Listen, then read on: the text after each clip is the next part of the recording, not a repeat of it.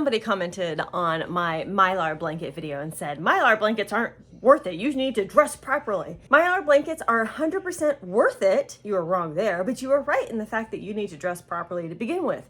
Yes, that's right. But you are a prepper. Prep for all scenarios ever, okay? Even if you have the best clothes and these things, sometimes maybe that Mylar blanket is going to be for somebody else, you know, to help somebody else, your child, somebody in a car accident, somebody who just needs a Mylar blanket.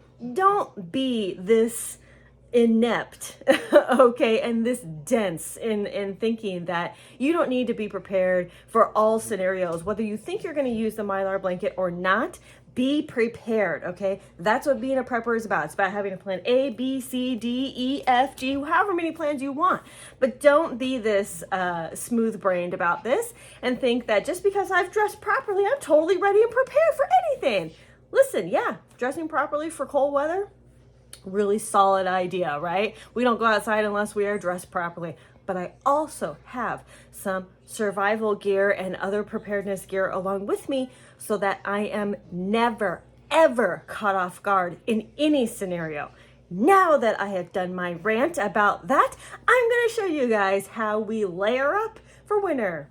Okay, so first we're going to start with our base layer. We're going to start with these socks, which are wool, merino wool, some sort of synthetic wool layers for, you know, your top and bottom. And then I add a fleece jacket. Now I'm wearing sweatpants, which actually aren't really the best option, but I do have that base layer to protect me, so at least we're good there, right? You could wear tactical pants too. Now these are snow pants.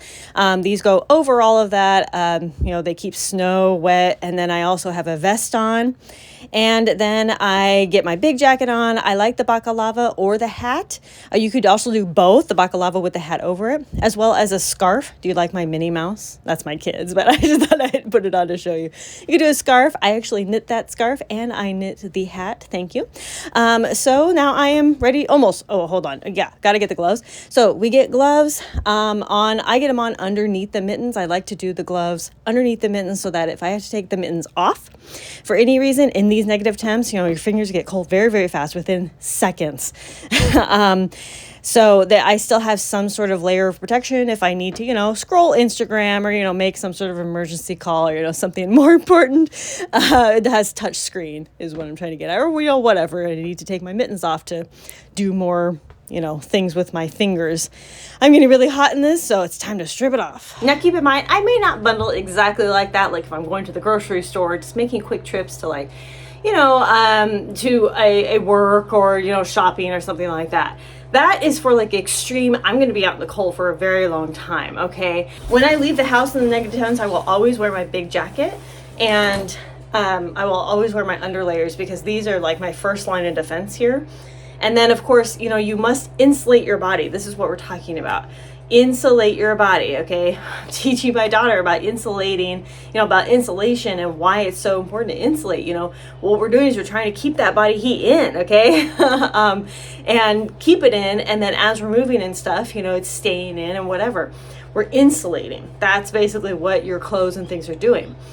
And when you are, if you are sweating, you're doing synthetics, which are not going to kill you, right? It's not cotton, which is going to absorb. However, I do want to say one thing about cotton. Cotton is not the devil. Cotton will kill you in the winter because of the same reason that it's really good for summer. Cotton is great for summer because it absorbs moisture and it keeps that moisture against your body to cool your body. But that's the same reason it's bad for winter, because it traps that moisture and it keeps it against your body to cool you down. And you don't want to be cool in the winter. You want to keep your body temp high and you want to be warm. Not so warm that you're like sweating. If you are sweating, take a layer or two off. You know, just depending on what situation it is, you know, if the sun is out, you know, if it's super windy, try to avoid taking layers off because the wind will just cut right through you, especially in those negative temps. There's you know, certain times you really want to be careful, like if you ever live somewhere like I do that gets it's called ice fog, where you go out and you actually could breathe in ice into your lungs. It's very, very scary, so be, you know, cautious about that stuff. put something over your mouth. Bakalavas are really good. I really like bakalavas because they can cover my forehead and my whole face. And, I have an adult size one that covers my neck as well, in addition to scarves and things. So stay warm, stay layered in those cold temps. I would say anything under freezing, you really want to try to layer up. And I'm sorry if you hear a hum in the background, that is my freeze dryer. I'm going to go put in a new batch of freeze dried stuff. Don't forget to check out all the other videos in this survival series. Thank you all so much for watching. Conquer tomorrow by preparing today. Bye-bye.